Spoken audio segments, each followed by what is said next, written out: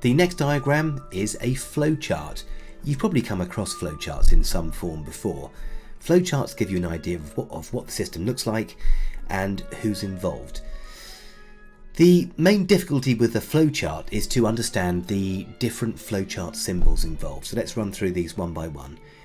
You require a terminator at the start and the stop, and that's the rounded rectangle, and at the top it says start, and at the bottom it says end, and those have to be there, and that signals when your program starts and when it finishes, when your process starts and finishes.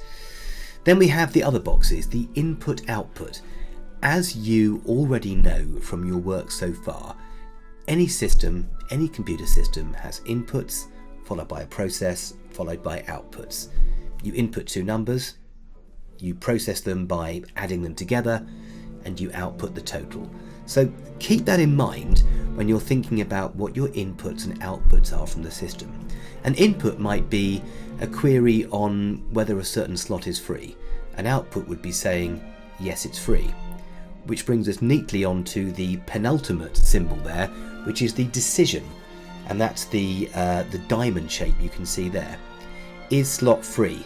That would be an example of what you might want to put in there. The processes would be when something is saved, when an action is performed. And we'll come back to the processes shortly. The subroutine you don't need to worry about too much. A subroutine might be dashcam, and you might have a subroutine coming off for a dashcam, but it's not vital for your flowchart to show that, because actually you wouldn't use a flowchart to show your dashcam footage. It just doesn't suit it. Anyway, let's look at this in more detail. So terminators on this flowchart here, you can see we've got a start at the top and we've got a stop at the bottom in that oval. Then we go to the next one and we've got the decision, and that's the diamond shape where you write the question: does user have account? Is there a slot free? Question mark. And you can see, and this is important, you've got two lines coming out of that decision box. One says yes and one says no. So you write the yes and the no on the side of those lines. If you don't write the yes or the no there, it makes no sense. It doesn't work. The next one we're going to look at is the process, and it's an action that takes place on the system. Registering, saving a booking. That sort of thing would be a process, an action taking place on your system. And lastly, we'll look at some flowchart rules. Make sure that you've got your start and your stop. Make sure that it flows from top to bottom, no dead ends. Use the arrowheads to show direction of flow, and don't forget to write in yes or no on the side and underneath your decision diamonds. Here is a flowchart I received from a student last year.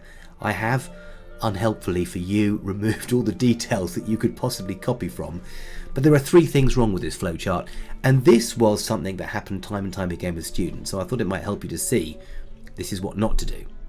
So the first thing is, and I'm sure you've noticed it, there is no terminator at the bottom. The second issue is there is a dead end. And there it isn't, and there it is, the dead end. So that the boxes, the symbols have to feed back to other symbols. The only symbol that can be a dead end is the start and the stop. Start and the end, beginning and end of your process. The last thing that was not on this student flowchart were the yes and the no's coming out of the decision box. All right, so I'll just leave you with these. Those are the key things to remember.